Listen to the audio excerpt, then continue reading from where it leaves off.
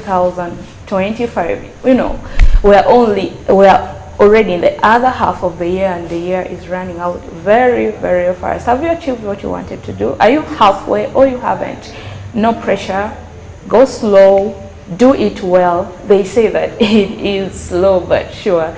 All is well. My name is Aita Sophie, your host for this particular show. And as you can see, I'm not alone at the studio. With me are two young people, young, elegant people who have a lot of intelligence, a lot of knowledge. You know, in this show, we identify people who can help us solve social challenges, people who are influential in the society, people who have a lot of experience, a lot of learning in their fields of operation. We bring them here to come and educate you. But before we go further, let's give them a chance to introduce themselves. Starting with the ladies and gentlemen, you're welcome. Thank you, my host. I am so much happy to be here, and I am Kanini Gloria, and I am a farmer. I'm a farmer, and I serve the people of Koboko, particularly Loblesa County, as an assistant agriculture officer at the district local government. Thank you. You're welcome to West Nile TV. Thank you. Okay, let's go to the gentleman. Thank you so much. The host of this local time called me Dennis Litty, a very good businessman, running business here and there. I take this opportunity so much to appreciate the West Nile TV, to give you such a memorable time to share with our viewers and the listeners. Very pleased with this opportunity. Thank you so much. You're welcome to West Nile TV. Now, we want to go straight to the topic that is right there on your screen. It's called leadership by the youth. As you can see, both of them are in the age group of the youth and the leaders in their various departments. So, Dennis is the, yes? Yeah, by work, I do work because I need to feed my families and other things. I run a business that is running a hotel business as a general supervisor, and as well as serving as a manager in his absence. I do coordinate things here and there based on the weight of the issues that comes on my table. Thank you so much. Okay, you can see one runs a business, a hotel business, then one is a farmer at Koboko, Loblesa County. You see both these areas of focus in our land. You need to eat food every day through farming, and also we farm and we sell this food. So basically, these are young people who have mental strength. I've identified them for a particular reason because I know you can learn from them. Now, let's come to the leadership part in your various areas. Because being a supervisor and being the, you said you're a farmer, what I also know is she's the agricultural officer. So that means she leads a lot of people as well. What do you understand by the word leadership? Let's start with the lady. To me, leadership, in layman's language, I would say it's being able to show other people a sense of direction. Okay. That means you have to be at a higher level of knowledge to be able to lead people in a particular community or society. Okay. Just for a bit of clarity, if someone is in a position and is not taking people in your perspective, is that person a leader? No. Okay, how do you call that person? I must say, to some people, they may call such a person a leader. Okay. But to me, that is not a leader.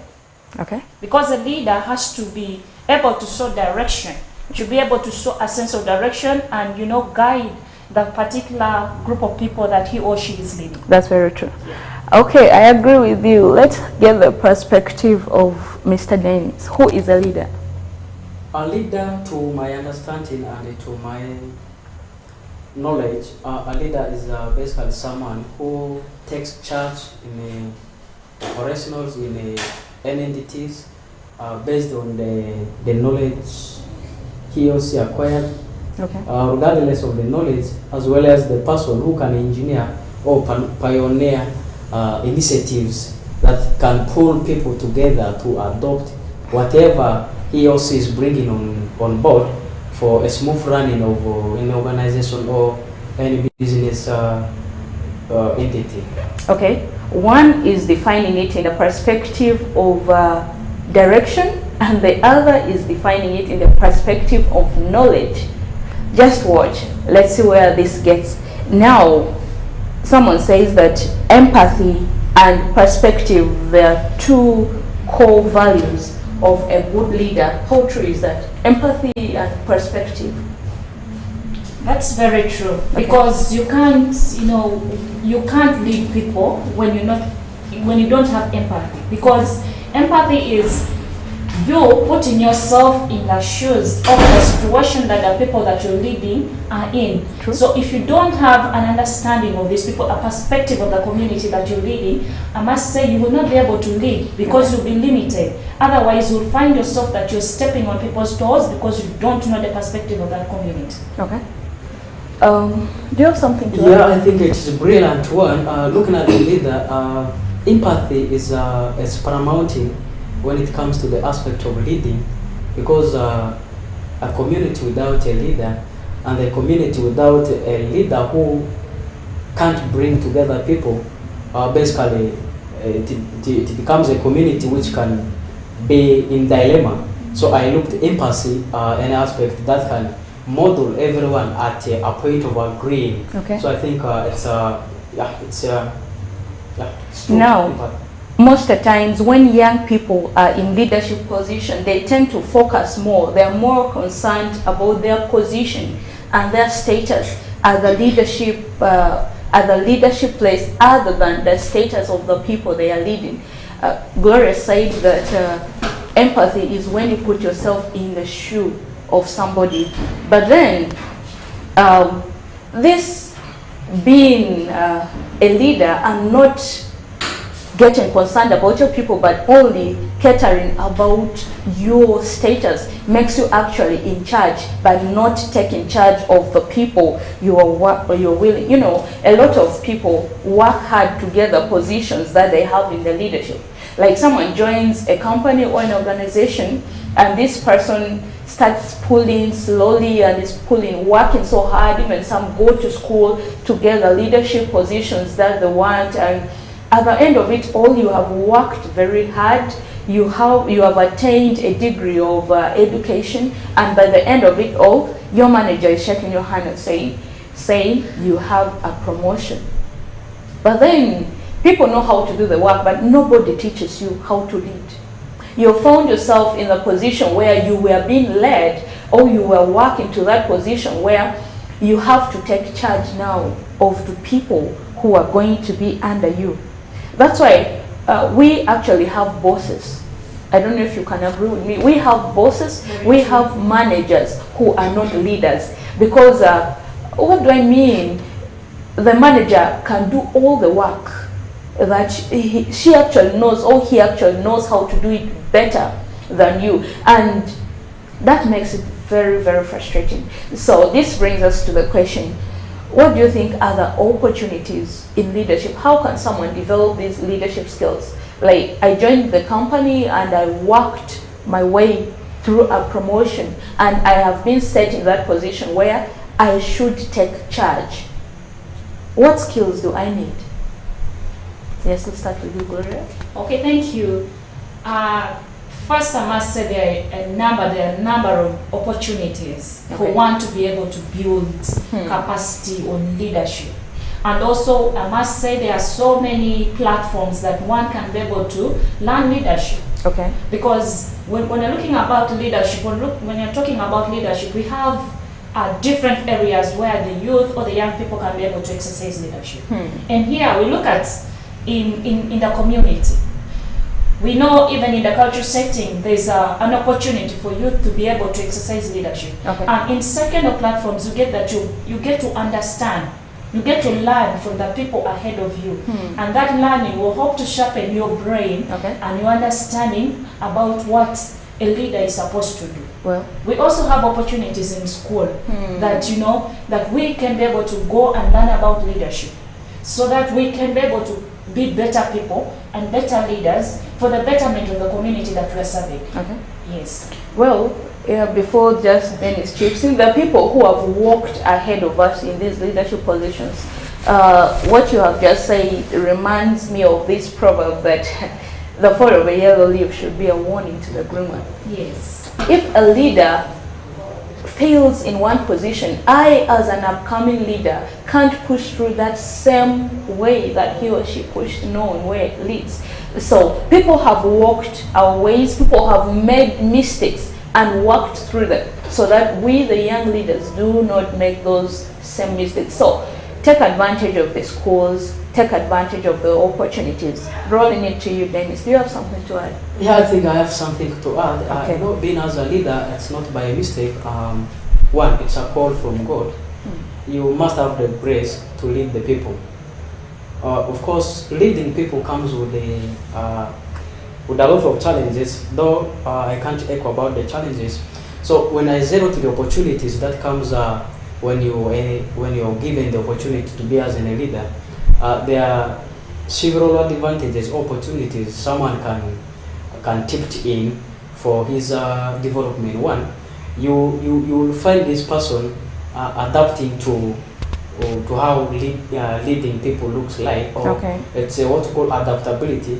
You adapt to the community that you're working with, because in a community there are different people that you're working with. Yep. Others are like tone, others are like there are different categories of people. Of course, yeah. Now it comes with as I said, it comes with the grace to uphold or to call them together and you lead them. I think one of the opportunities I looked forward there when you as a leader gives you some space to adapt to social life of people, to basically socio-economical relationship between different personnel in the entity. So someone can get that opportunity and know how people relate and how people do their stuff in their daily lives. I think at the end of it all, it adds up to the social capital of an individual, whereby whenever you go out or somewhere, someone can see you as a leader because you have adopted some lives in you. Okay. So yeah, that's one of the opportunities I've seen in a leadership position.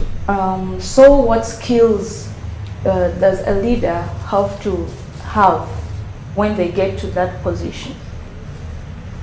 One, a leader must be exemplary.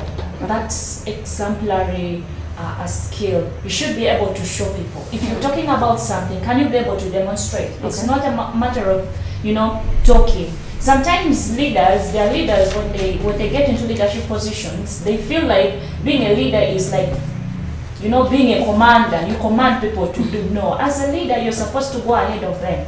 If it is community work, be able to demonstrate, join the community and be able to work and also do that community work. Okay. Another skill that a leader has to have is a leader must be a good listener and must talk less. Because you're leading people, you must be able to hear from them, understand what they're trying to tell you. Because if you choose to overtalk, you'll miss the point of leading people. True. And also, as a leader, you must understand people. You must understand and have a heart that forgives, because you're leading every kind of person.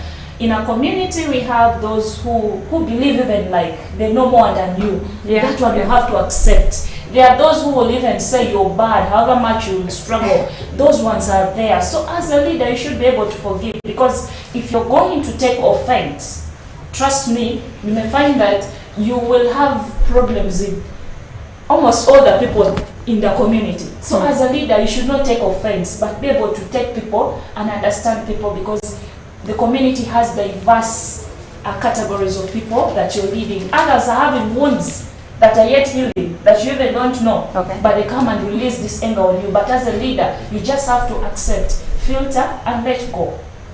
By the way, those people who, I think those people who are in the leadership positions or suppose leadership position, and they're very rough, they're bossy, these are managers. These are actually not leaders. These are people who have worked their way through. That's in my perspective. I don't know what you will think. And then there are people also there in the community. You're right.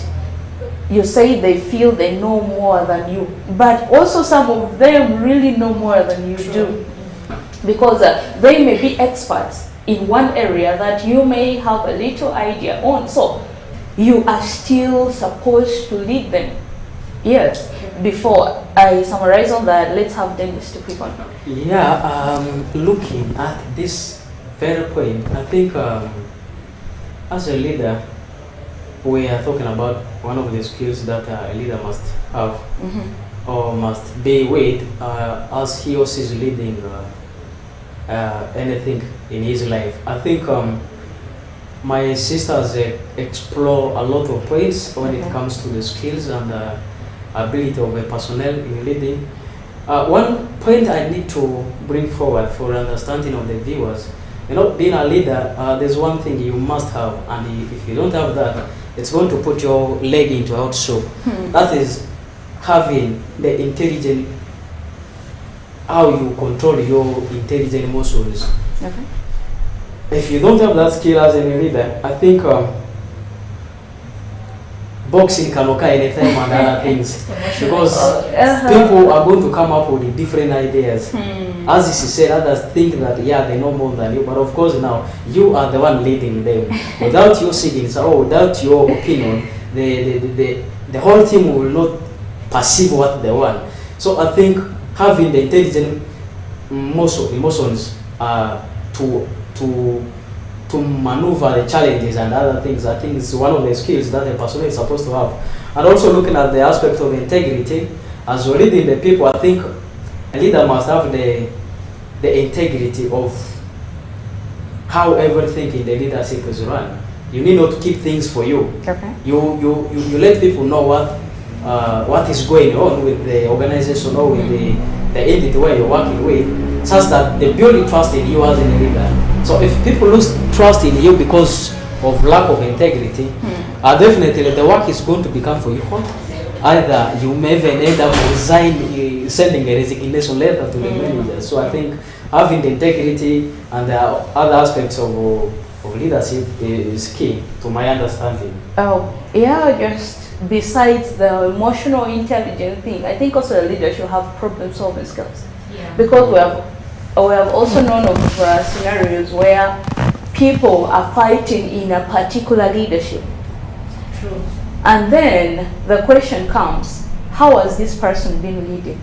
By the way, as a leader, you, as I said, you take charge. You are not in charge, but you are responsible for the people you're leading. You take charge for the people that you are leading. And when your leadership has credits, it is given to the team. You have to surrender, because they say this team works well. But when the leader fails, it is you on the leader. You have to take responsibilities and direct. So it zeroes down to one, the emotional intelligence, because we have different characters in the leadership that we are dealing with. Secondly, the problem solving skills, you also have to have them. I like the idea of going to school to learn more. Yes, there are seminars everywhere going on, and some good seminars may require you to pay money. Yeah, go ahead, invest. Go for those seminars, learn, and yeah, come and lead your people. Integrity also, just for emphasis, this is very important. What do you do when someone else is not seeing you? What do you do when it is only God watching you? Of course, God cannot come from heaven to slap you there and then. It may have consequences, but it's not always immediate. So keep your integrity, let it run together with the competence that you have. I've talked about credits given to the team and failure. As a leader, you have to be responsible for it. What do you think are the challenges young leaders, let's zero this to young leaders, the challenges young leaders face in their leadership positions? Okay, young leaders face a number of challenges in their leadership positions. Okay. One is character. You know, as young people, we still have that energy and we feel we are young and we can still do things the way we feel like. Yet society expects us as leaders to have a certain character. But due to those character issues, you find that these young people find themselves in problems, or they are not able to execute their duties very well. So character is one of the challenges that as young people we are are facing. And the other challenge is low self-esteem. Most of the youth have a low self-esteem, that they look at themselves that I cannot do this, yet they have a vast potential that they can be able to exploit. So that becomes a limiting factor when the youth are in these various leadership positions. Okay. All right. You have something to add? Yeah, I have something to put forward. Still, I needed to echo something about the skills. We have just finished it.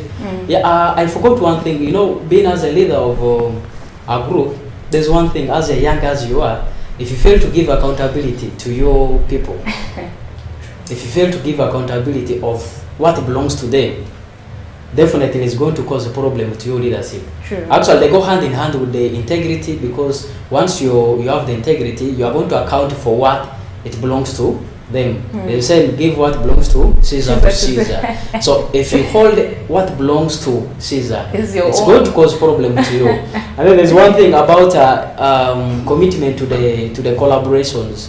You know, as a youth, we work hand in hand with the people. You pick ideas here and there, you join them together to see how it evolves some productive mission like that. So when you as a leader, if you don't commit yourself to the collaboration, bringing 2 or 3 people into the partnership or into the running of an organization, it's going to come up with some challenges to you. So I think sticking to or touching the point of challenges that some youth face, or we as a young leaders we face in some of the daily life that we're running the work with. One is about being as a leader. My sister talked about low esteem.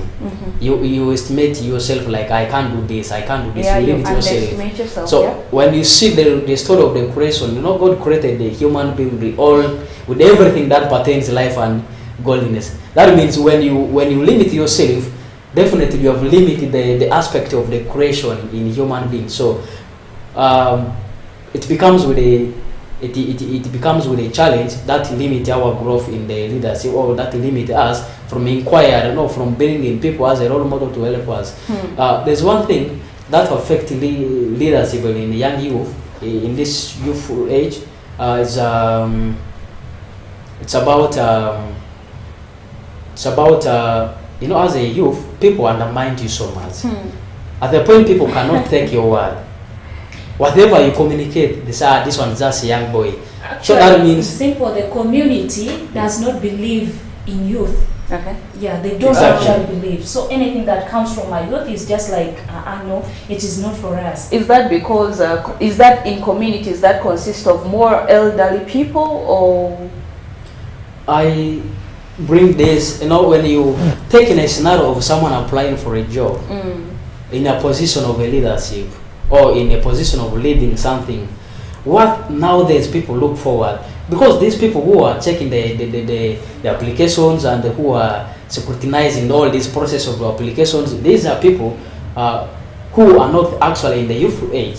They are these ones who are old, who are That's aged. right. So That's what right. they look at is the experience of the personnel. So we as a youth, when you lack the experience, they say, this one has limited experience. Sure. Now always I ask myself, where do they expect these young leaders or these to young get lads to experience from? generate their experience? If you Well- don't give a chance to a kid to walk, the kid cannot walk. The kid will just be scrolling. So to me, it's challenging that undermining the young Yeah, generation that's is kind true. of a big problem to the Well, Western leaders. A particular organization could say that they need experience of 20 years, and you're just maybe 30, or even you have not reached 30 but you're competent enough. You're competent enough, and then they're saying 20 years experience, but that shouldn't allow us to pull ourselves behind. We still try. We gain experience on motion. So we have come to the first half of the first hour of this show. Let's get a short break and we'll get back shortly.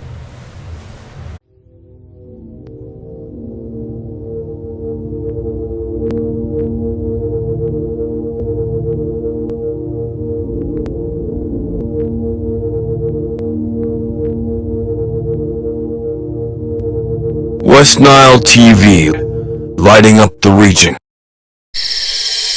In the dance of shadows and light lies the heart of Uganda's resilience amidst the challenges of the night, where innovation meets necessity and education refuses to be dimmed, where connection thrives in the absence of power. Embrace the power of the sun with StarTime's solar range of solutions.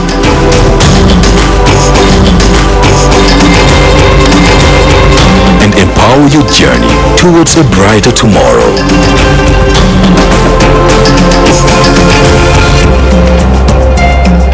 StarTime Solar.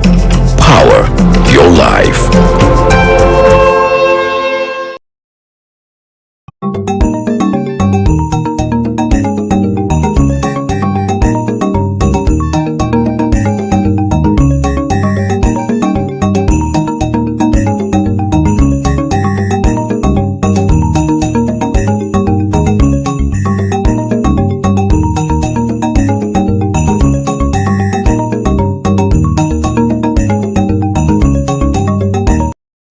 Time to break free with Azam TV.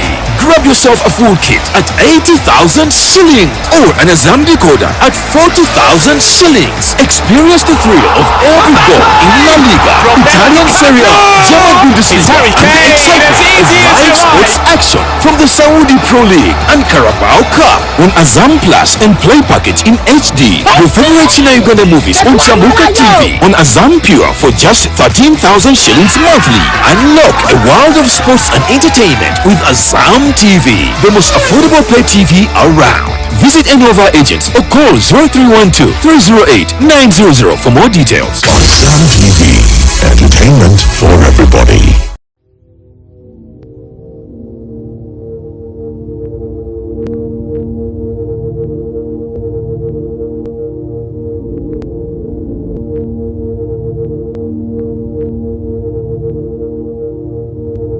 West Nile TV, lighting up the region.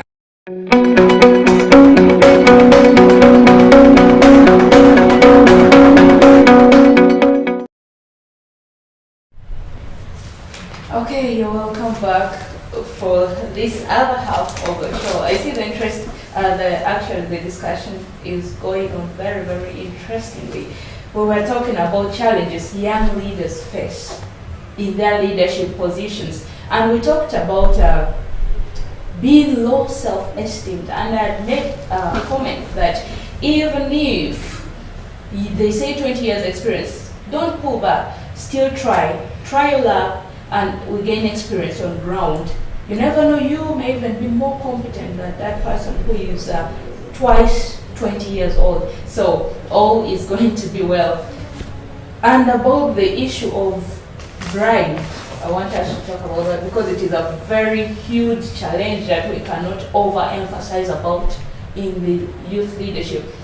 I personally have been in spaces where you need a job and the person is asking for money. And as a young lady, you need a job and the male boss is saying, meet me in a hotel. That's the last interview. He makes it clear to you that you're through with your job. You're through actually with your interview, you're competent, your CV is good, your papers are good, but then there is still one thing remaining, meet me in the hotel. How do we limit this amongst young people? Much as the older people are doing it, but young people are so much engaged in such things. How do we help ourselves as young people in leadership? Okay, thank you. As young people, for us to be able to limit ourselves in such kind of scenarios, one is for us to know God. You know, when you have the knowledge of God and you understand who God is and His ways, trust me, you'll never go for such.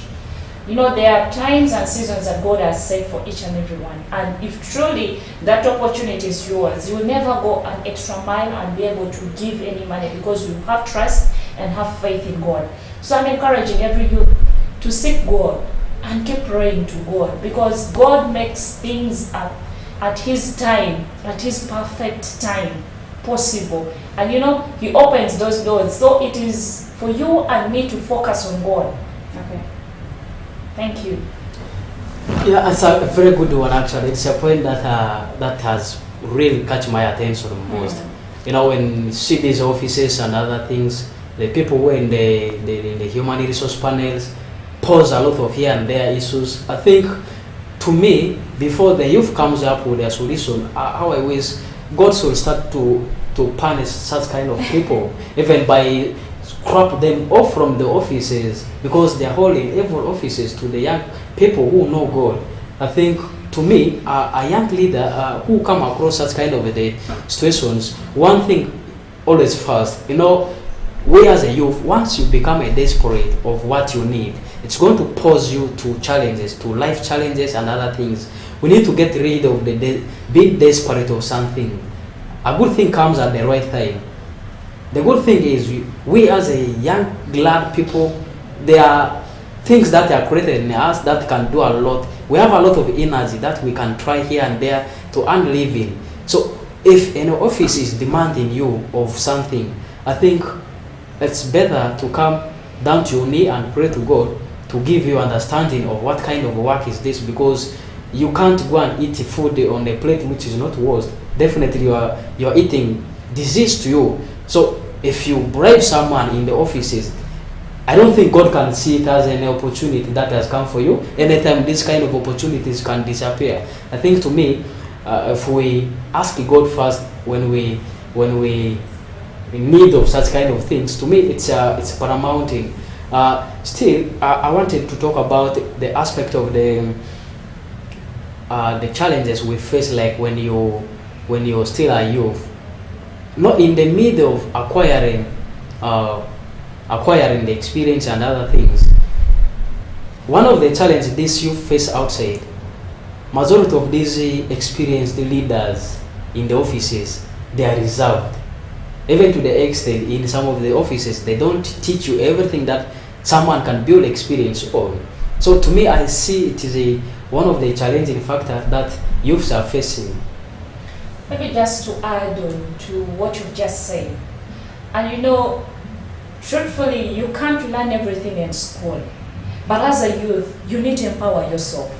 We have access to a number of literature online. We have the internet. You can be able to access a lot of reading materials that you can be able to read to empower yourself. Because really, the world is a harsh one. When we're growing up, we don't understand that this world is very harsh. It is until when when you face it, that's when you understand. But being able to read books, you learn a lot. You get this? Yeah. Actually, someone was talking today that as the boy child comes up, the society doesn't tell him that softness is going to be taken away from him softly. Now, slowly, actually, I want to relate this to what we are talking about.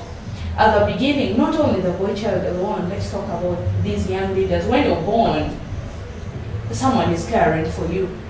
Much as other people mature quickly, but for most of us, your parents care for you, they pay you at school, and you move through some process, there's some bit of soft life, and time comes when you get to that leadership position. They are not there to help you.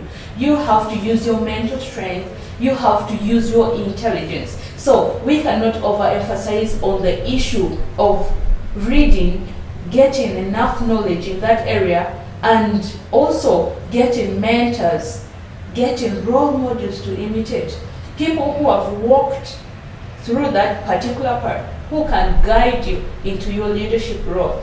Now, let's talk about this in a way. How can institutions and the elders guide these youths now in these leadership positions? Well, the first is, as you've just said, mentorship. If we can have these adults, institutions, mentor these youth, because we all know that the youth are the generation of tomorrow. Yes. So there is need to have intentional mentorship programs for these youth, so that we will be able to have the best leaders in the community or in the society that we are living in. And again, they can be able to empower them through educational programs, the seminars. You get this? The seminars, they get to understand the real world, and through that they get acquainted on the different leadership styles and how they can be able to improve. And again, also as adults, they can be able to organize one-on-one like talk. If they see a young leader is going astray, you should be able to call this leader and have a talk counseling session and be able to say, no, this way you've gone wrong and this way you've gone right. But how do you see? How do you see if you did it this way? Because sometimes even like the counseling sessions that they do for the young people, it is just like a way of, should I say, condemning you. You get this? They come and start, but can they be able to have counseling sessions for the youth, these young leaders, and be able to tell them that this way, no? But how do you see if you try this way in a way that also uplifts them, not like a way that bring them down or condemn them down and causes them to have what? A low self-esteem. Yeah, thank you. Yeah, I think I looked at running a workshop whereby you bring all these young leaders or these youths who are in the line of learning. I think workshop can add some attribute of them learning new things in the system and in the workplace. And there is also what we call on-job training. Okay. You can give opportunity to these young leaders who is not performing well to go forward for a training, whereby, yeah, I know nowadays it's a little bit hard for people to put someone on job training. It comes with a lot of expenses, but of course, if people outside could see as an opportunity of investing in these young leaders, because he's going to be an asset to the organization, I think it will add some weight to the community. Okay. Yeah. That is very, very true. And I want to make this statement that leadership is a skill that needs to be practiced. Take those opportunities, grab them, and once you get there, we shall cross the bridge when we get to it. So, once you have acquired the skill, you have gotten a mentor, you can't sit down. You need a leadership position for you to become a leader, for you to practice, for you to know that you have the skills. So we've talked about these institutions and the elders supporting these young leaders in their leadership roles. And in a leadership, much as you have skills, you also need qualities as a young leader to lead effectively. So the question is, what are the qualities that we young leaders need to lead effectively? Yes. I think Okay, typically, let me start this one straight away. When we talk about qualities and seeing someone in the leadership, it begins with the aspect of, how can I say? Let me bring this point straight away. I know one of the quality for a good leader is the aspect of you being able to listen. Okay. That means paying listening ears. Being a to good listener? Yeah. being a good listener. Let me just put it flat like that. Okay. Now, when you're a good listener, that means the coordination and other things will be effectively. I mean, the communication will be effectively, because communication is one of the key that strives the development, that brings the unities, that can be able to resolve problems in the workplace. So I think paying listening ear or having a listening ear could be one of the biggest investment a young leader can pay in this universe. Then too, I think talked about being having the integrity, being integral. I think that's one of the quality. A leader must be integral, must have integrity, must possess what belongs to people, with the heart of, this is not my thing. So the point is integrity. A leader must have integrity. I think that way, to me, it can add some few things in his or her leadership. Okay. Okay, to me, as a leader, you must be God-fearing. Because, the Bible says the fear of The Lord is the beginning of the wisdom. Yeah. So when you fear God, you have wisdom. And that comes to my second point that says a leader must be knowledgeable. And you only get that knowledge when you have the fear for the Lord. So it is important for you to be able to be knowledgeable because you're leading people. These are people that are created by God and you're leading them. So having the knowledge, having that wisdom that comes from the fear of the Lord is very paramount for you to be able to lead very well. And also a leader must be, a good leader must be a team player. Okay. Because you should be able to bring people together, not somebody who scatters people. Like when you come and you see things are organized and you come and, you know, put them in different directions. You should be able to bring people to a common cause, to realizing the objectives of that particular leadership position that you're holding. And additionally, also a leader must have a good character that is acceptable by the local community. If it is the way, like the way of life in that particular community. So you as a leader must be having that acceptable character that can be able to cause influence on people and be able to have impact for the betterment of that particular organization or community. All right. Yeah, I think chipping in, for another time, but I needed to talk about the aspect of fearing God. Yes. You know, in these offices, for sure, if we could fear the God who created us and the God who has given for us the work, I think the zeal of exhibiting a true leadership, which comes without bribing, could be seen in these offices. The challenge nowadays, or the problem, instead of people fearing God, people nowadays respect God. People can't fear God. People respect God like just like a friend. Let me just put it like that. I think, yeah. Okay, the aspect of fearing God is a priority in every leadership, because when you serve like Jesus, for Christians, you serve like Jesus is your supervisor. You're going to do your best. Know that even if your boss is not watching, you will do it as though he or she is watching you at that particular time. And also, as a leader, I like the aspect of learning. You have to continue learning. You know, the people you lead, you have to be ahead of them. This is one reason as to why young leaders get undermined. You cannot run away from books and then you want to be a leader. A white man says that when you want to hide something from an African, you hide it in a book. Gone are those days. Gone are those days. Yeah.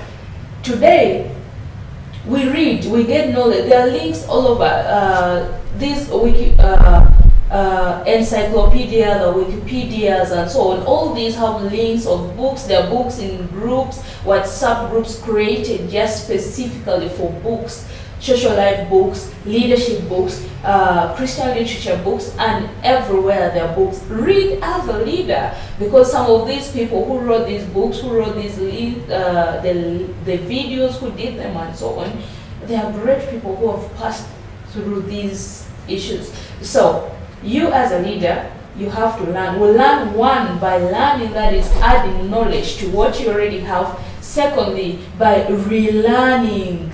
There are things that we have learned, but we learned them in a very wrong way.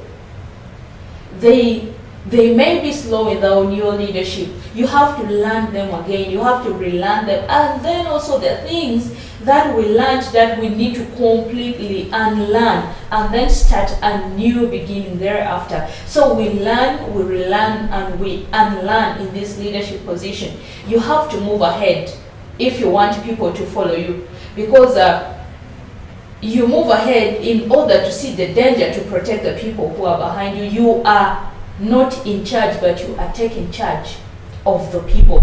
So the question is, you as a leader, you're taking charge of the people, and then there are programs that come for these young people. We are talked of the elders undermining the youth for some various reasons. Of course, as a young person, for you to step well in that leadership, you have to prove yourself that you're there. It's not just about saying, but you have to be strong. You have to have that mental strength. So how do we channel these programs that are specifically meant for the youth to be used by the youth without being diverted to other areas? Yeah, let's talk the youth leaders. Okay, thank you. First is to empower the youth. Okay. Make opportunities or make avenues of reaching the youth, because if you're mobilizing youth for a particular program, you will never use the same program that you're using maybe for the elderly or for the other category of people. But be able to have a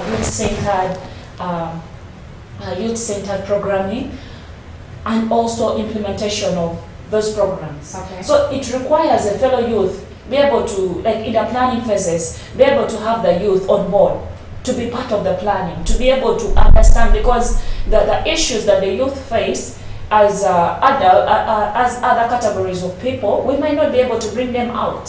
But a fellow youth can be able to bring out how best we can do it. Okay. So it is having the youth involved right from the beginning of the program until the end. And that alone can cause them to be able to come together and receive this particular or own this particular project and run through it, and it can be able to have a positive impact in their lives. Thank you. Also, before Dennis, you take up getting youths involved. By the way, those elders in leadership position, they don't entertain trash. In order to go there, I'm not calling anyone trash, but in order to be there, as I said, you really have to prove yourself that you are a leader. Of course, if you go there and you go and start speaking nonsense, they will trash down your ideas. They are not going to take it. But the point is here, we have programs that are generated right from the community. Yes. I can give, for example, like the local government, we have those programs that are generated, maybe some activities that are generated right from the grassroots. Particularly for the youth. Yes, particularly for the youth. Like we have those planning meetings, like those village planning meetings. Oh, okay. So you find that ideally, village planning is supposed to have all the categories of people in this village meeting, Yes. and they're able to bring out the issues, the challenges that they're facing, and these are fronted at the village level. They move to the parish, and from the parish they move to the sub-county, and when they're prioritized, they go to the district. You get this? So the issues pertaining the youth come out clearly. You get this? So there are those that maybe come from another level. So we are saying, if you are trying to develop a project, can you be able to, you can have a set of youth, they might not be the direct beneficiaries, but at the planning phase. Okay. Like, They should be involved. yeah, like maybe you're doing a baseline survey, you should be able to involve the youth and understand what exactly the youth are. Okay. Because if you do a baseline survey, it will give you the real picture of what is on the ground. Then you'll be able to come up with your desired outcome. How do you want this particular youth to be after this particular program? Okay. All right. Yeah, it's a good one. You know, when God chose a leader in a kingdom or in a nation, God looks into the heart of a human being. We can't just come up with someone here, you go and lead us. It is going to conflict somewhere else. So, you know, it starts by the foundation of a house. If the foundation is not clear, this house is going to crack or collapse. So, to me, the aspect of how can things that belongs to youth or the project that are supposed to be injected in youth, how can they reach to the youth? You know, one thing I looked at the aspect of the personality or the quality of this leader we're endorsing, or these leaders were bringing forth to leaders. What have we understand, or what have you understood from this? What is the brain behind of this personnel?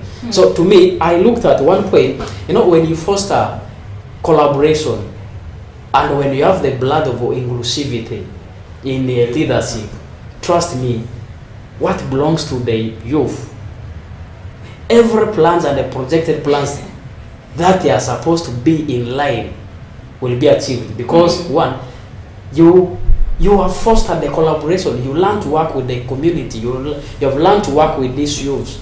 You know that without this youth, you can't work. That means anything that belongs to them is going to raise. After observing all the dimensions of the projected plans and other things, it will reach. So to me, making this thing to reach, or the project to reach to the youth starts with the qualities of these leaders we're endorsing, or these leaders we're trying to bring forth to lead us in a community. To me, it begins by that. So if something is not reaching to the community, that means we have missed somewhere with the aspect of the qualities. We have failed to observe them all. To me, it begins by that. So it's by understanding the community needs. You know, when you have that blood of collaborating, or when you have that blood to reach to your people, interacting with them, definitely you are going to spot out the aspect of the community need. What does my friend need? What does this community need? Because you may be a leader, maybe leading a local government somewhere, but for you live in Arua, but the village you're leading is in Maracha. So you can't identify the need of your community. That means being with your people. For example, when you see busy leadership in the parliaments and other things, in the district levels, others live in Kampala, others live in Mbarara, looking at the good things outside, forgetting the people who endorsed him or her. You understand? Okay. So to me, being with your community, knowing them, will give you that broken heart. Oh my God, this one, I need to do it. I need to act upon it. I think it can give you, okay. Way, yeah. So, to you, how can someone who is leading from afar identify these needs other than coming to a place? Okay, let's give an example. I'm someone from, let's say I'm someone from Arua, but living somewhere in Western. You know, in Uganda you can apply for this, let's say the government, the politicians, or that you can apply in any area, in any district of your interest. And if it is the government job, they can throw you in any district. So how do I identify the needs of my own people wherever I am, all the people I am leading? For example, I am in Arua, and maybe I am in a leadership position in Maracha district, but I am staying in Arua. Does that mean I should gather myself and I go and stay in Maracha? Not really like that. You know, the point is you learning to be with your community, getting time to interact with your community gives you a clue of what your people need, because we elected, or we have given it advantage to someone to be a leader, observing prior to the observation of the qualities that we have seen as a leader. So that means when we add someone as a go-between, or as an agent between that corridor, that means we somehow path away with the other quality we have observed. Then you're given another aspect of us to analyze the third person again, whether he has the qualities or not. Yeah, others have the qualities, they can coordinate and other things can reach to them. Yeah, but that aspect is you learning to live with your community such that you can identify the need of your people. Yeah, you're right. Just to supplement on what he has said, you know, every district or every district has a development plan.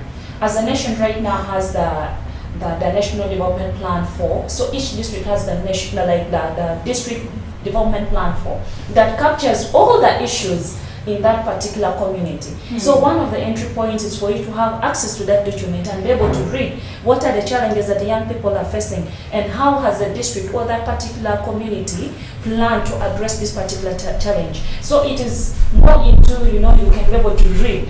Reading alone can be able to give you information of the community that you're serving. Because if you just go to the community, have an entry into the community and have one-on-one talk with somebody, you might have a biased, That's true. Yeah. So reading and also involving the different stakeholders. You know, we have different stakeholders at different levels at the village, parish, sub-county, even district. Engaging with them, it gives you that, you know, clear picture of the community. All Particularly about the young people. Okay, thank you so much. It's getting more interesting as you. It's getting more interesting as we continue rolling, and we have come to the end of the first hour of this show. Let's take a short break before we bounce back.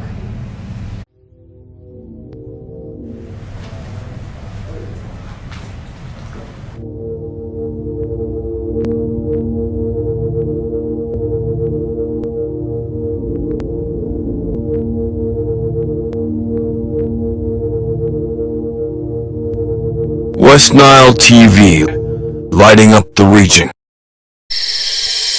In the dance of shadows and light lies the heart of Uganda's resilience amidst the challenges of the night, where innovation meets necessity and education refuses to be dimmed, where connection thrives in the absence of power.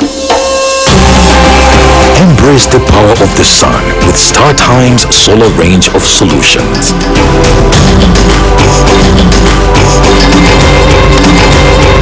And empower your journey towards a brighter tomorrow.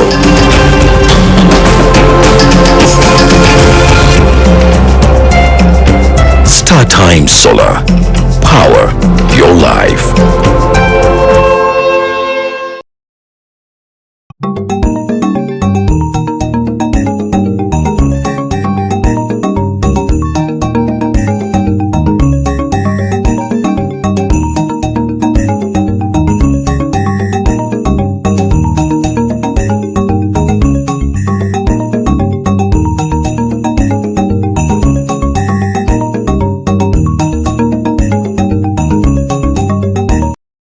Time to break free with Azam TV. Grab yourself a full kit at 80,000 shillings or an Azam decoder at 40,000 shillings. Experience the thrill of every goal in La Liga, Italian Serie A, German Bundesliga, and the excitement of live sports action from the Saudi Pro League and Carabao Cup on Azam Plus and Play Package in HD. Your favorite Uganda movies on Chamuka TV on Azam Pure for just 13,000 shillings monthly. Unlock a world of sports and entertainment with Azam TV, the most affordable pay TV around. Visit any of our agents or call 0312-308-900 for more details. Azam TV, entertainment for everybody.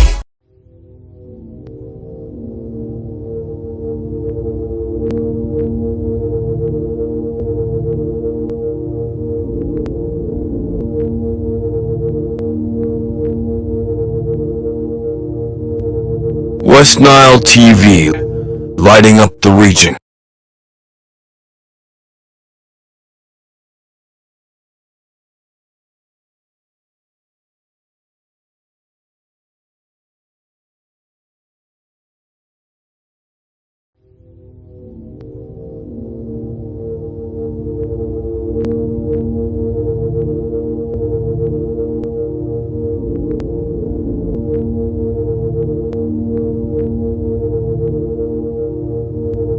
West Nile TV, lighting up the region.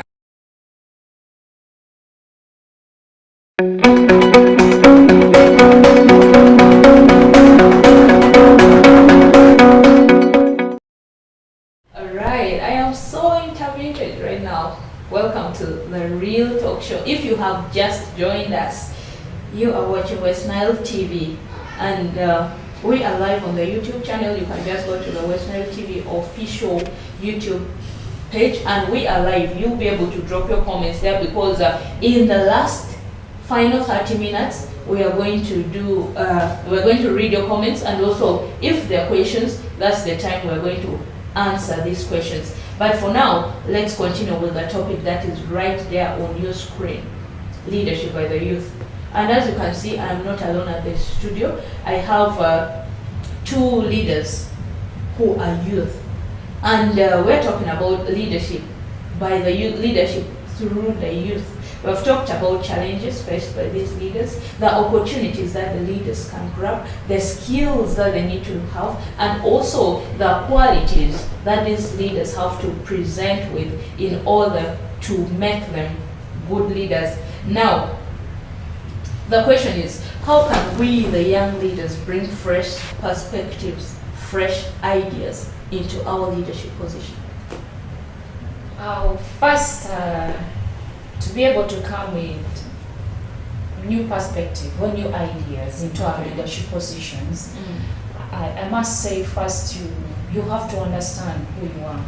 Understand who you are, understand the people that you're leading, and if there is anything about you that needs change, you really need to deal with it. Because if you still have some character issues and you're trying to bring a new perspective. People will never believe in you. They say, this is the usual one. So first you have to deal with yourself and accept that this, I have to deal with it. Yeah, we talked about integrity. Yeah, to be able to be a good person.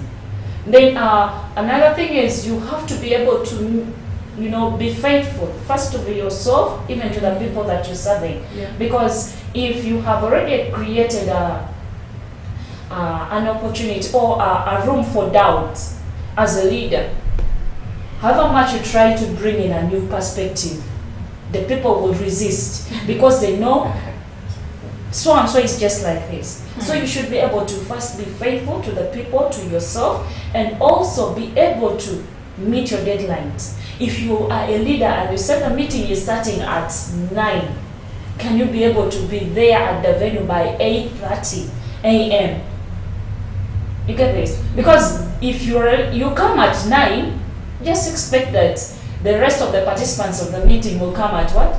9:30 or 10. Because they know even him, our leader, will come late. So be able to be true to yourself before your people that you're leading. So it becomes easy because when you worked on that, on all those aspects, you're really opening a good ground to be able to bring in new perspectives, new ideas for the community to take on, because they know this one is somebody that we can go with. Okay. Being influential as a leader in the community, I must say it begins with your personality. As my sisters just said, first of all, since from the time you are born, you grow up as a young baby, you scroll, you do a lot of things. Reaching a point, then you start to perceive dreams. I need to be like this, I need to be like this. So to me, I see what has propelled you as a leader, you must stick to. What has inspired you to become as a leader of a community or of a place, you must stick to. To me, the blood of being inspired, or the aspect of being inspired by that thing in you, must be reflected outside to the people to see. So if I chose to be, or I chose to create a change, if I made a manifesto on A, B, C, D, I must make sure that I achieve it. That means it begins by your personality. What has inspired you in your heart to be like this? To me, I think creating influence in a community begins with you being truth to yourself. If you don't trust yourself, or if you don't acknowledge who you are, if you don't trust on your energy, that means you are not going to create influence in the environment that you are going to be in. That means you'll be changing your mind here and there, here and there. I need to do this, you don't do it. I need to do this, you don't do it. That means you don't trust in yourself. So to me, trust in yourself. What has propelled you? What has inspired you to become as a leader? Make it be known out to the people. Once it is reflected out, that means it will catch up the attention of some people. It will catch up the environment. It will catch up everything. People will not put doubt on you. Why people put doubt on people? Because people made empty promises. That is one. People, there's what we call communication overloading. People overload communication too much. At the end of it all, someone can stick to a point that you have spoke at the last. Yeah. So when you don't fulfill it, if you begin by where you started, if you fulfill that one, yeah, you have fulfilled it. But remember, you have spoke a lot of word. Communication overload. That means we mean by whereby the person who is delivering the communication poses a lot of communications. At the end of it all these things cannot be achieved. Okay. So that means a leader must be brief and precise and stick to the point and trust in himself or herself and achieve it. Just to add on to what he has just said, some leaders are also over ambitious. Yeah.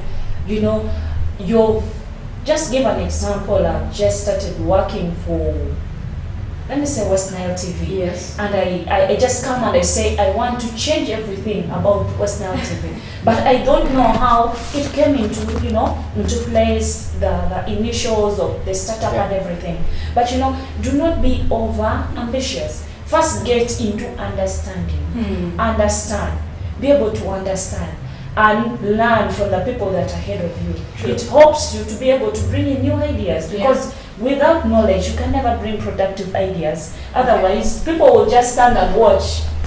Let's see what he or she can knowing be able that to they may probably fail. Yes, Exactly. Because over ambitious people always end up setting unrealistic goals Exactly. that finally frustrates their efforts.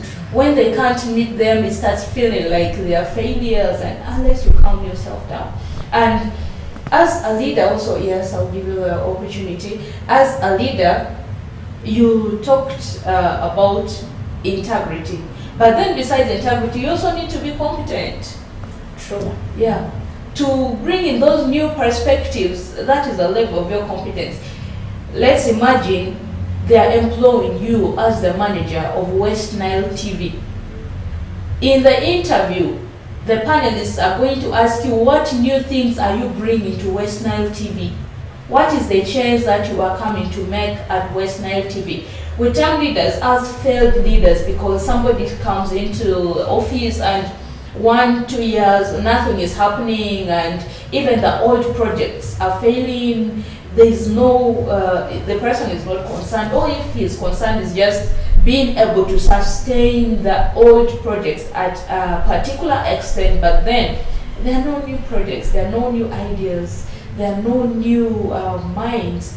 As a leader, I think, according to what you've said, when you're stepping into the office, you have to draw something that's going to lead you into the leadership position.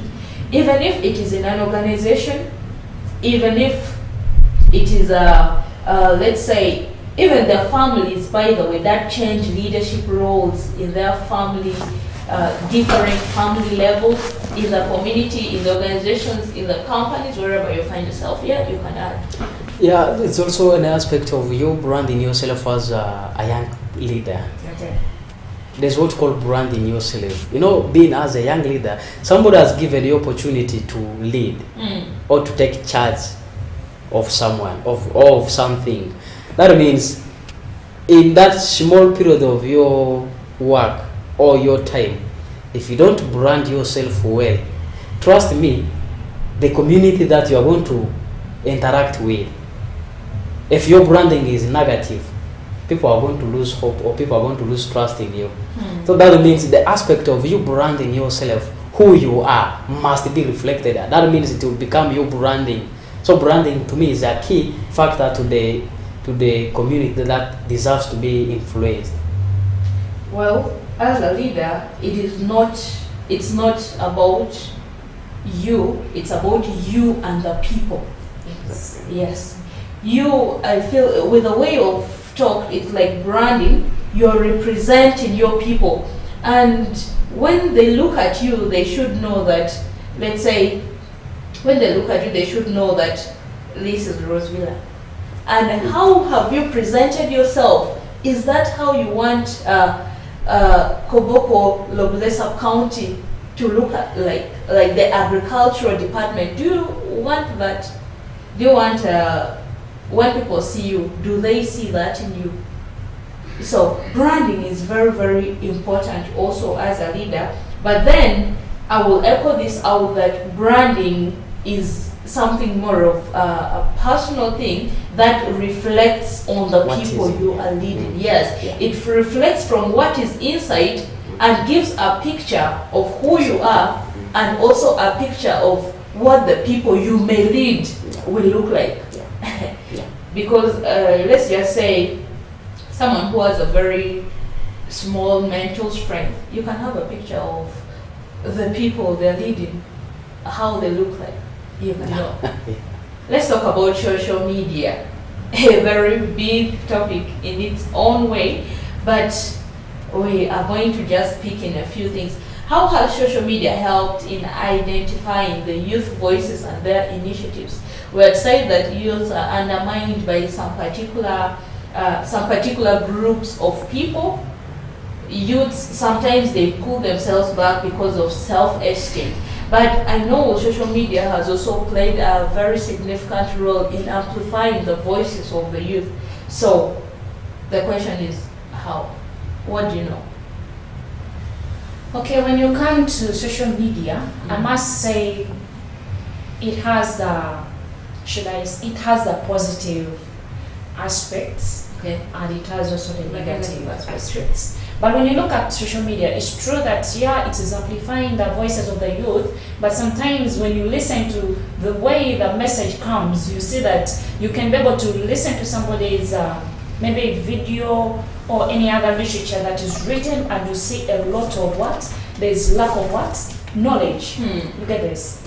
Somebody can be able to bring a very nice article. It's already running in a different social media platforms, but it lacks that knowledge. So much as people are using it, but there is still need for us to be able to acquaint ourselves with more knowledge on the different issues in the community, and also be able to bring them. And I must say, social media is playing a big role, yes, in selling out the youth, that the youth can do it. We've seen a number of youth that have started their different ventures, and there are those that are running educational programs, online. And really you can see that there is potential in the youth, that the youth can be able to do it. And social media has really made the youth, be able to learn from one another, because when you get on YouTube, there are so many videos, there are so many tutorials that you can be able to watch and be able to build on a skill. So social media is really building the youth, and also causing them to interact with other youth from the other parts of the world, and connecting. But the other thing that I've also seen, social media has made some of the youth so dormant.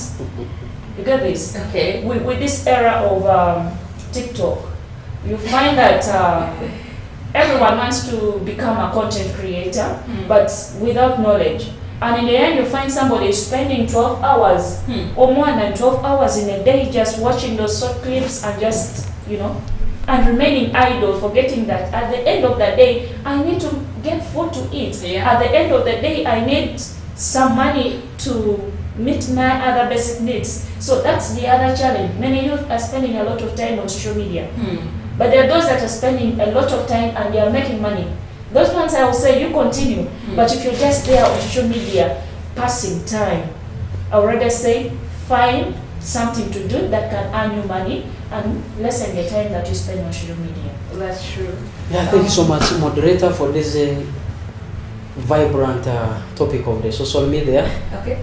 I would like to start by the aspect of the negativity of this social media to the youth, or in the aspect of leading. There are two things. There's what we call natural intelligence, and then there's what we call artificial intelligence. Exactly. So how the human brain is designed, there's what we call IQ, intelligent quotient. How the neurons and other things are built up to connect the communication and the ideas in your brain. Human brain is designed in that way. I remember in those years when God was creating, these things of the social media was not there. But now we're in the era of the social media. One, I must begin by saying, the social media has neo-colonized our brain, has neo-colonized our mind. I think these things were designed by the whites and other things. I don't think in Uganda we have somebody designed this is what we call the social media and other things. Someone designed To a me, computer to think like a human. Yeah, we came out from the eras of someone colonizing us physical by maybe the democratic aspect and other diplomat aspect. Yeah, that one was done in 1962, those years. But now we're in the era of whereby our brains are neo-colonized by social media. Trust me, in this workplace, if you put a computer or a gadget for someone to do research to these young leaders and other things, they are more in TikTok and other things. It takes a lot of their time. But nevertheless, social media played a paramount role in the aspect of leading or communicating. To me, it has built up a connection with the new ones. It has helped how the ideas develop from one individual to reach to the grassroots, maybe by communicating, by making a phone call and other things, putting them in the media, to the extent that nowadays people, those ones who doesn't know how to do something, they can go to the social media and type it brings them and they do it. But I think it has somehow impact on the natural research. We cannot now research using our normal Bolongota. Now we stick to the social media. Thank you so much. Well, much as you're right, much as it has helped positively, it also has its negative perspectives. But I feel this zeroes down to personality. True. What am I going to that social media to do? What do I want exactly? If I have it in mind that I'm going there to search for qualities of a good leader, or how to get new ideas to lead my people, or to lead as a manager, or to lead as a HR, you stick to that. I don't think you can be drifted away to TikTok. This is just the same as, in the church, many people use Bible in their phones. And in the phone, there's going to be WhatsApp, there's going to be Facebook, there's going to be all this. But then where is your mind? You'll have to switch your data off if you want to focus on your Bible. And even the data can be on, but you still focus on your Bible. Same way, you can go to that YouTube, much as there are other tempting things. You can stick on to what you want to learn, and through that, you will get what you want. And we can't trash out the fact that social media has created networks for a lot of people to get these initiatives to themselves or to their people. And it is through this social media. It's through this social media that these people got to connect with other people in order to get these programs to their own people. And then I'll also say this, we can't trash out the fact that there's also a lot of negativity, like propaganda and all that in the social media. So wherever you find yourself in that place, if you are there to learn, if you're there, we talked about learning, relearning, and unlearning, this can all take place there. What do you want to know?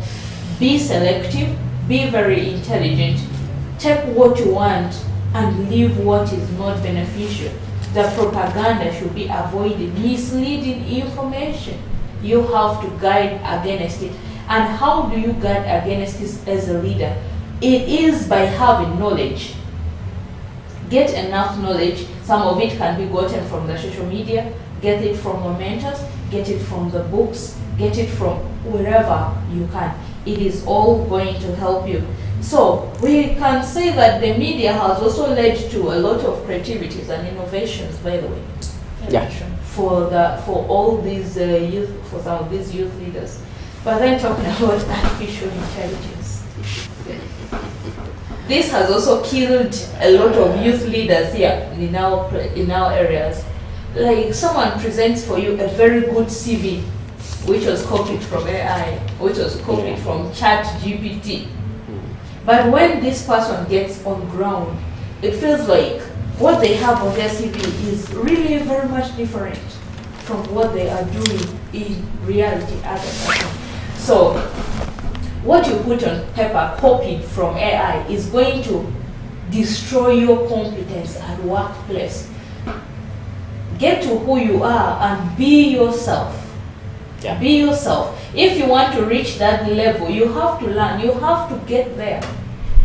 Not through corners, not through bribes, but through competence. Be competent and have the right experience, and you can be able to lead your people. So let's talk about one of the, actually not only one, but some of the initiatives that the youth have led in our areas, in our lands that we know of. Some of them you may be the one leading them in particular. But what can we cite? I'm just bringing this in perspective. It's not like we're talking myths, but we have practical aspects that we're talking about. What are some of these initiatives that youth have led and have become successful that we can talk about right now in our land? One I can say, we have youth-led community-based organizations. Okay. This can be community groups that young people have come together and they're working and they're earning a living out of that. So we have a number of these groups that are down there, and you find really these youth are working together to earn a living. So that is one way that the youth are really doing that in the community. We also have the organizations that were started by youth. I know there are some organizations within the community that were started by youth, and they are upcoming.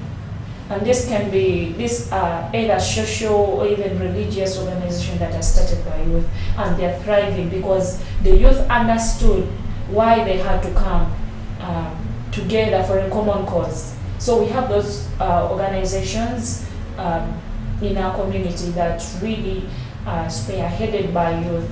And also we look at mentorship programs. Okay. There are youth who have understood what their fellows are going through. They are having awareness campaigns on the different social issues that these young people are facing. Give an example on teenage pregnancies. There are those that are running like Pat the Girl, just to ensure that the young girls are able to embrace education, because we've realized actually they have come to realization that education can be a big tool for them to be able to stand for themselves. So we have those different young people that are running this. I think Pat the Girl is still ongoing. Yeah. And Marata District. Yeah, and it is run mostly by the youth. And you find in schools there are those organizations. There's an organization in Koboko, and it's particularly working with the refugees in Loble sub-county. Okay. It is called CELT. These are young men who are looking into supporting education. They are doing campaigns in schools, primary schools, talking to the young people about personal hygiene, menstrual hygiene, and to mention a few, and they involve the other stakeholders, the health staff, maybe the community development officers, and they are really doing a number of good work, especially for the young people in schools. All right. Yeah, I think when you look at the youths, they are very vibrant in this development of Uganda. They do a lot of work, these youths you see. One of the work I always say the youths are active in is the construction sector. Okay. When you see youths, even sometimes you say, "Hey God, these are really human beings." So they really do their part, knowing that this is something that can bring for me. And even nowadays, there's gender equality in the sector. People can give opportunity to girls to act in the construction. Yeah. To me, I think the youths are sacrificing their lives they are laboring their life in the development of this country. And of course, sometimes it comes with the abuse of rights and other things. Though those are challenges people can face in the workplace and in wherever they are. But of course, they are doing immense work. She talked about the CBOs, somebody coming up with a project, writing proposals here and there until it is achieved. That one goes back to the community to help the communities, educations, health awareness and other things. There are a lot of things that the youths are doing. To me, I think it's aspect of giving them time and respecting their energy in this community. I submit. Okay. We see a lot of initiatives. I just brought this out for you to know that you too can be a youth leader. You don't need somebody to put you there. You can put yourself in that position. We know of organizations that are founded by these youth, and they have grown, they are flourishing. I can give example of this NGO called REDNET, Refugee Empowerment and Development Network. Even VNG Arua is being led by youth. A lot of, just a few I've mentioned, but a lot of these organizations, NGOs are led, and the CBOs are formed, companies are built, businesses are built, and then it grows. They make a lot of noise in the market. They make a lot of noise in the society. Noise not just because of what they are saying, but because of what they are doing. A lot is going on. So, in the next sector, we are going to have a break, and then we will come back to read your comments. I've seen a lot of people. Thank you so much for watching West Nile TV, and those who have watched us through the YouTube section, you have comments there, and some probably may have questions. We're coming to zero it down on to you. Thank you so much for watching West Nile TV. Let's bounce back shortly.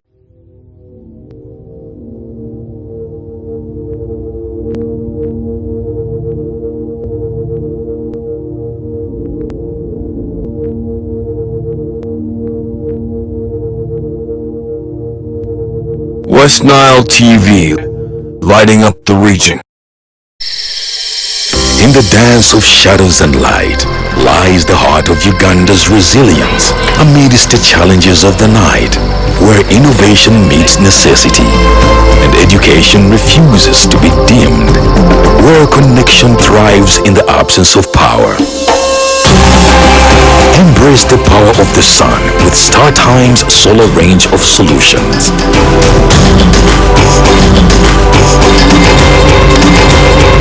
And empower your journey towards a brighter tomorrow.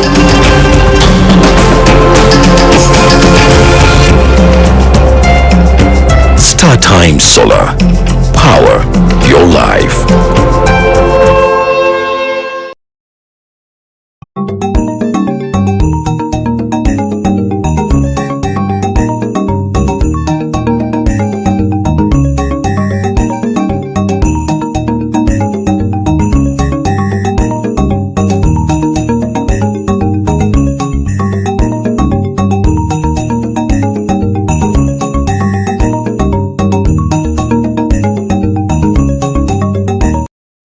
Time to break free with Azam TV. Grab yourself a full kit at 80,000 shillings or an Azam decoder at 40,000 shillings. Experience the thrill of every goal in La Liga, Italian Serie A, German Bundesliga, and the excitement of live sports action from the Saudi Pro League and Carabao Cup on Azam Plus and Play Package in HD. Your favorite Uganda movies on Chamuka TV on Azam Pure for just 13,000 shillings monthly. Unlock a world of sports and entertainment with Azam TV, the most affordable Play TV around. Visit any of our agents or call 0312-308-900 for more details. Azam TV, entertainment for everybody.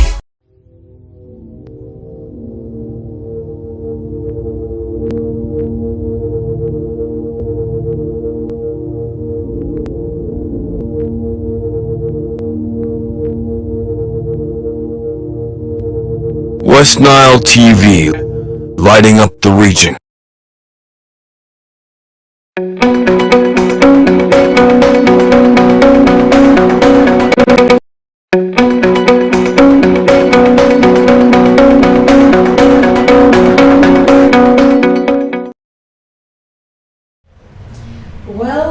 Well, a beautiful topic we are talking about here at West Nile TV in the Real Talk Show today. Leadership by the youth. What do we mean? Leadership through the youth.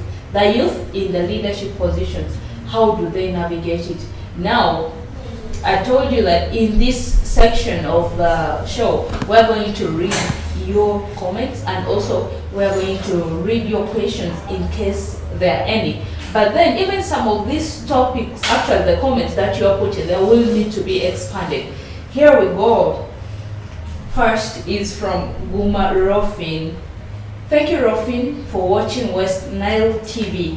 And you are saying I'm representing my people of Maracha, Robo Paris, Awiziru Sub-County, Jere Village.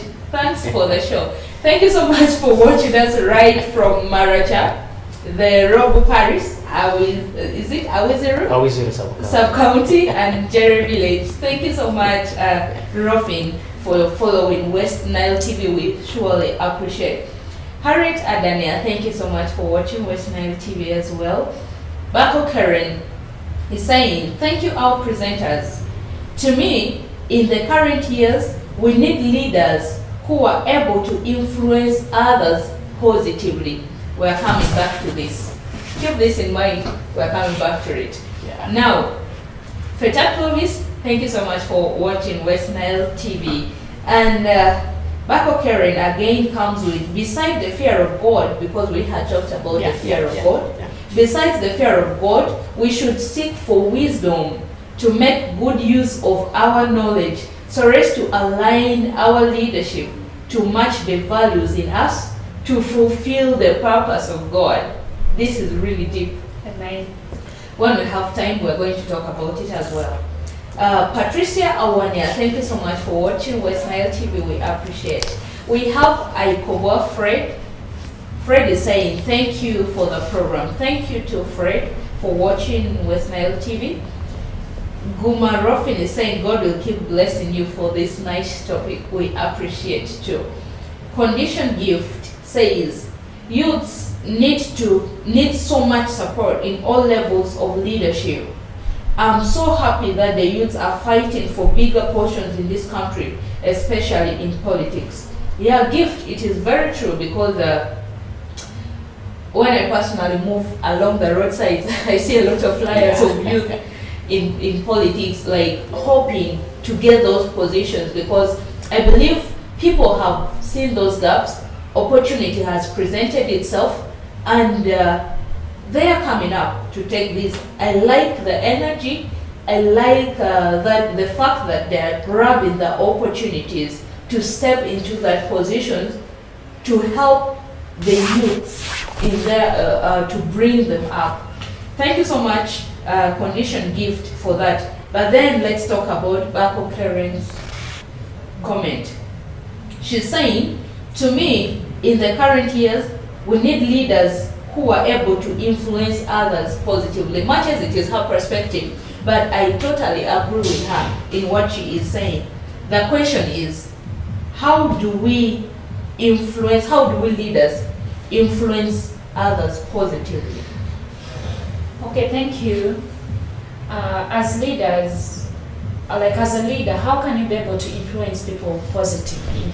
First, as we said, a leader must be God-fearing. Okay. You know, when you have the fear of God in you, you'll be able to lead people or give people a sense of direction that is according to the word of God. Because when you have the fear of God, that means everything that you do will be aligned to the word of God. And that alone will be able to cause you to have a positive impact in the society or in the organization that you're leading. So the fear of God is the biggest, because without the fear of God, you'll be doing things your own way. And trust me, when you fear the Lord, all your things, all that you do, because even the Bible tells us that, for me I'm a Christian, the Bible tells us that everything that you do, you have to do it As like of the Lord. Yes, as of the Lord. Yeah. You get this? So you will know that you're not actually dealing with people, you're dealing with God. You're serving the creation of God. Yeah. So with that, you'll be able to influence them positively. Because if you have the Spirit of God in you, then the fruits of the Holy Spirit will be evident. And you know, obviously, with the fruits of the Spirit evident in your life, you'll be able to cause the positive impact on them. Okay. We're talking about having your personal relationship with God and being able to hear from God in your leadership position, like asking God for direction. We're not, because in these leadership areas, we deal with people of different religions. Others are Muslims, others are Christians of different denominations, and others are none of these. True. So, as a leader, hear from your God. Even as a Muslim, what is God saying? You should be able to identify that and live positively. By the way, the aspect of fearing God, I take it as a priority as a leader. It is very, very important. Yes, Dennis, let's get you. Yeah, I think getting my people closer to me, to trust in me, to build themselves within me, to influence them. I think it begins by loving them like you loving yourself. Yeah. I think because there are things in the community, someone may be at his or her pace. If you're not going to acknowledge with him or her, trust me, whatever you're going to bring for this person is going to know is not going to take it as it's supposed to be. So to me, exhibiting or reflecting the love of God to the mankind is one of the things that can create a conducive environment to whatsoever you're going to do in the community. I think, yeah, to me it is that one, loving your people that you're working with the whole heart. Even if the aspect of you being kneeling, even like you being at a point of I am sorry, you need to be something like, yeah, you take the pain You must have the shock absorber, because if you don't have it, remember when Moses was leading the Israelites, there was a time when people get tired of Moses. Why are you punishing us? Why are you doing this to us? But for Moses, because he is pursuing the will of God, he was obedient to them. Okay. That means when you have the obedience to the mankind, when you love people the way God loves you, if you exhibit it the way it's supposed to be, people are going to love you, people are going to trust in you, because you have become a fertile ground. To me, that is it. Yes, maybe to add to what he has just said. Yes, please. I must say, as you're striving as a leader to cause a positive impact in the community, you have to know that not everybody will be with you. Trust me, there will come a time when everybody is against you. It is until they see the results that they will really say, yeah, it is a positive impact. So as a leader, you have to know that as you're striving to cause a positive influence on the people that you're leading, just know there will come a time that you'll be misunderstood, you'll be frustrated, you'll be, you receive all kinds of words. Exactly. But when you have that fear of the Lord, you will know that you're not serving humans, but you're serving God in that particular position, and you'll be able to focus and reach. Just as he cited an example of Moses. If Moses gave up, they wouldn't have understood what God would do. Exactly. So sometimes all this that come as you're in leadership, striving to cause an impact in the community, a positive impact in the community, all that come are to make people understand that there's a journey. Everything is a process. So there's need to exhibit patience as a leader. Yeah. Okay. Yeah, I think there's also aspect of you foreseeing things beyond what they see. Okay. Though there are times they can see beyond what you see, but of course you as a leader, you must be at a position of seeing beyond. That means you must have a bit of knowledge gap to detect problems early, so that you come up with a solution. Okay. Such that you are not going to be caught by the monsoon wind. Like caught off guard. So you must be at a point of detecting. You must be vigilant as a leader in the community. You must be vigilant. You detect what people need in the community. That means whatever you're going to do will find their need, will meet their need. That means there's what you call kairos time. The time will really meet the opportunity.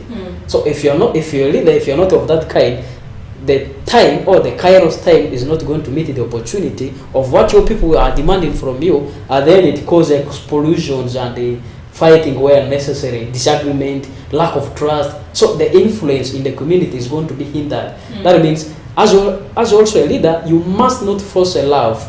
You must not force, now I am a leader, let him love these people just for the time being. Don't force it, because love is one of the giving.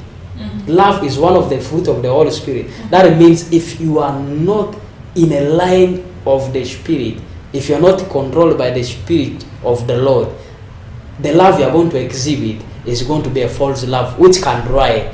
I think in dating, people say, my love for you is going to end until like Victoria dries. But even the love can end.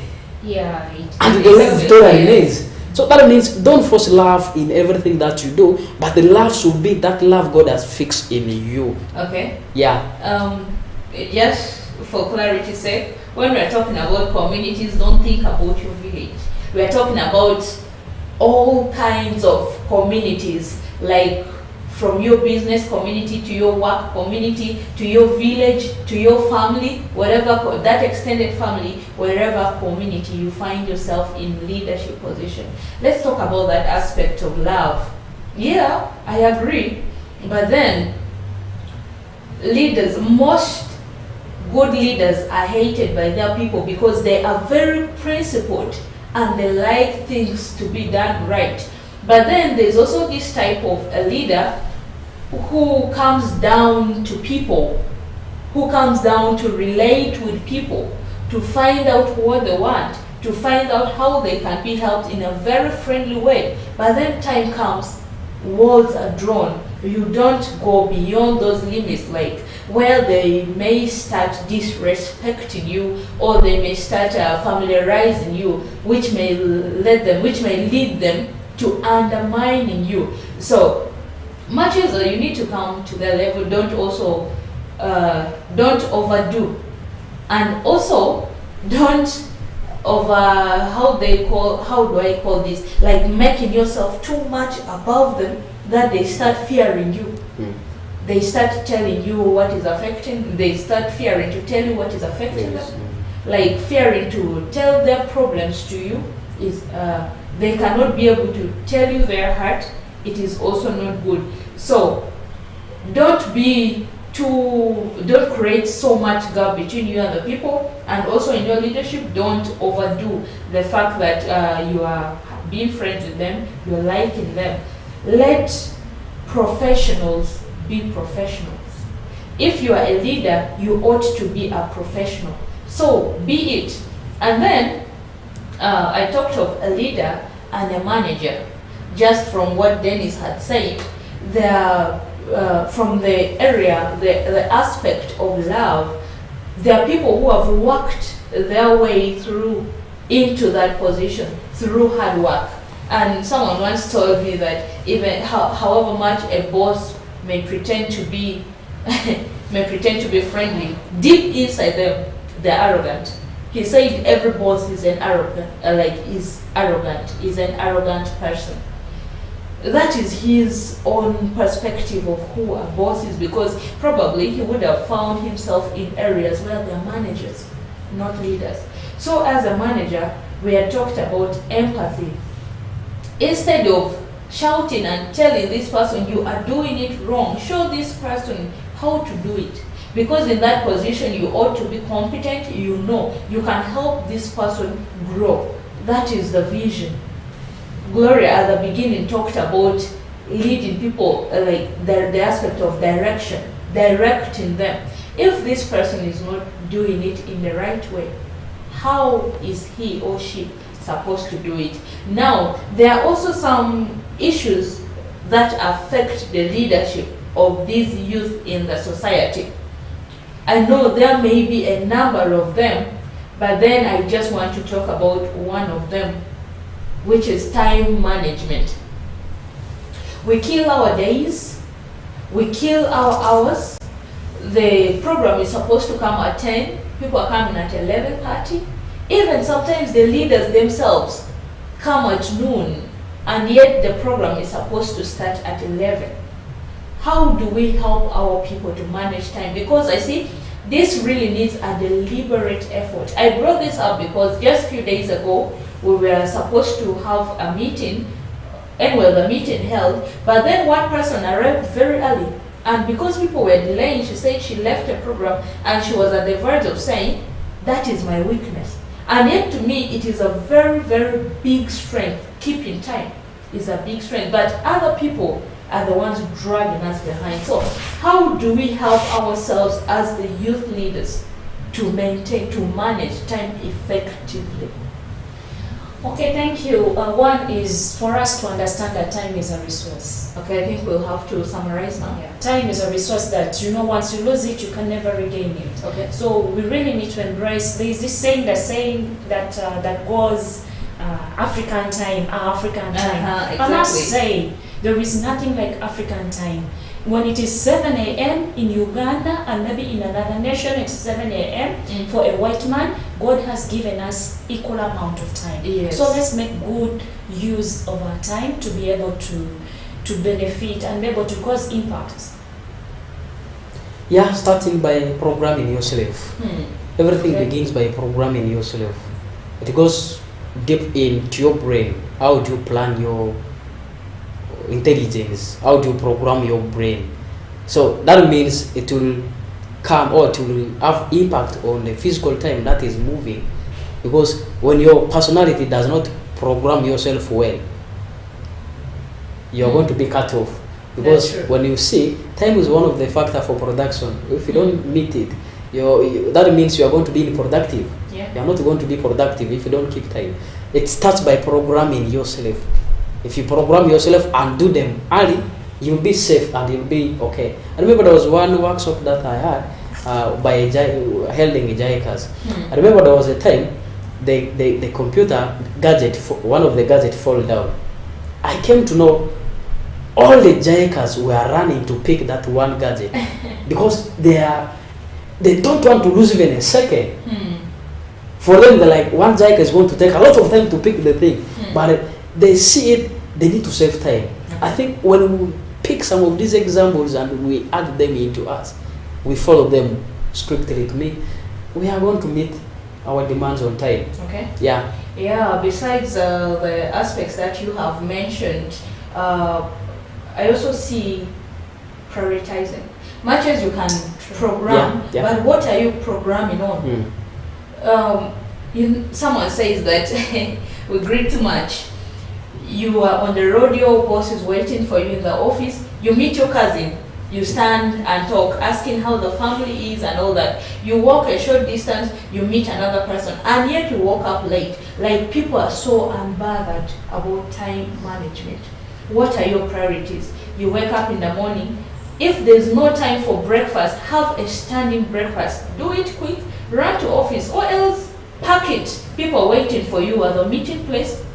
Pack it, you go. After the meeting, you will get some time alone, you will eat, all will be well. And about the issue of prioritizing, there is something that was written and pasted, that is written and pasted in our office here. It is said that when it is prioritizing and important and actually an urgent, do it first. But when it is a priority and not urgent, postpone it. Yeah. When it is not a priority and but urgent, postpone it.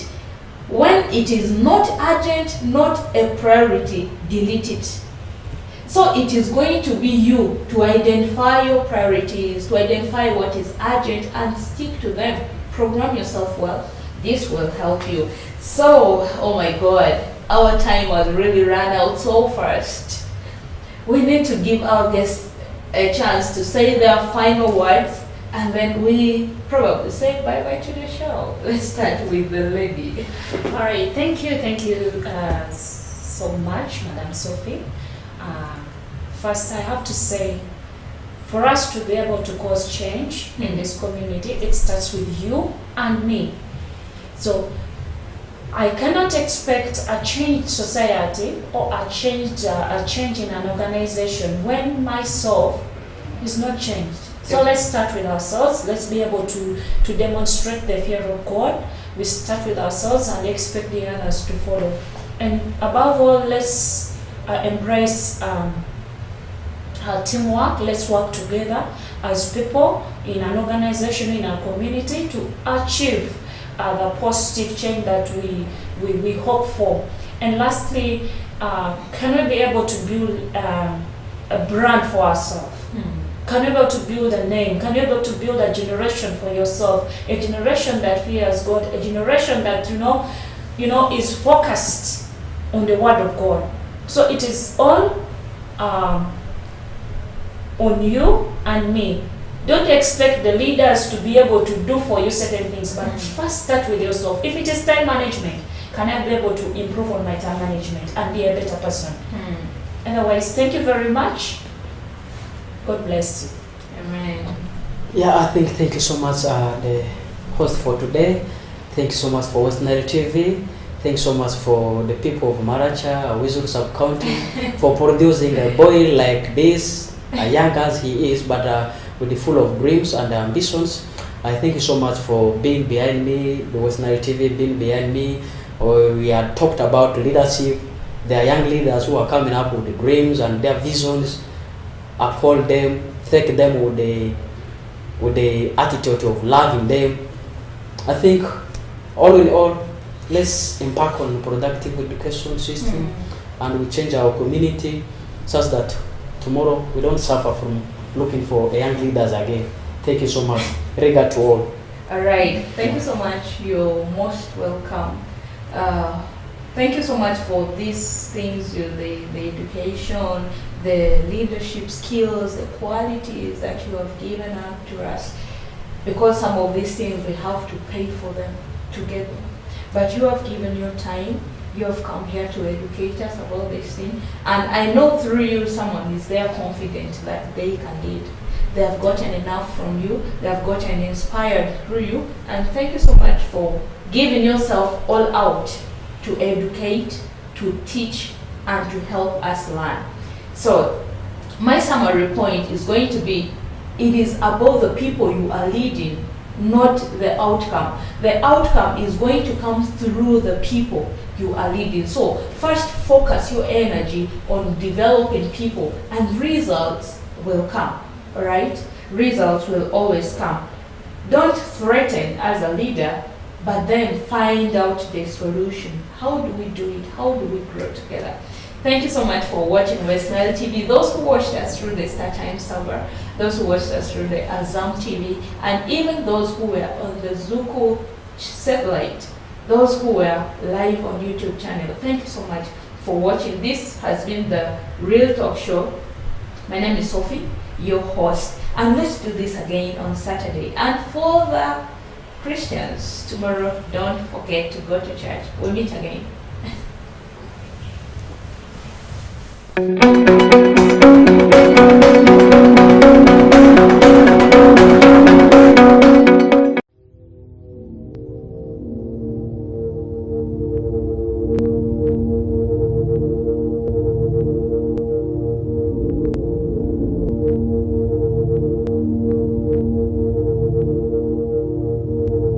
West Nile TV, lighting up the region. In the dance of shadows and light lies the heart of Uganda's resilience amidst the challenges of the night, where innovation meets necessity and education refuses to be dimmed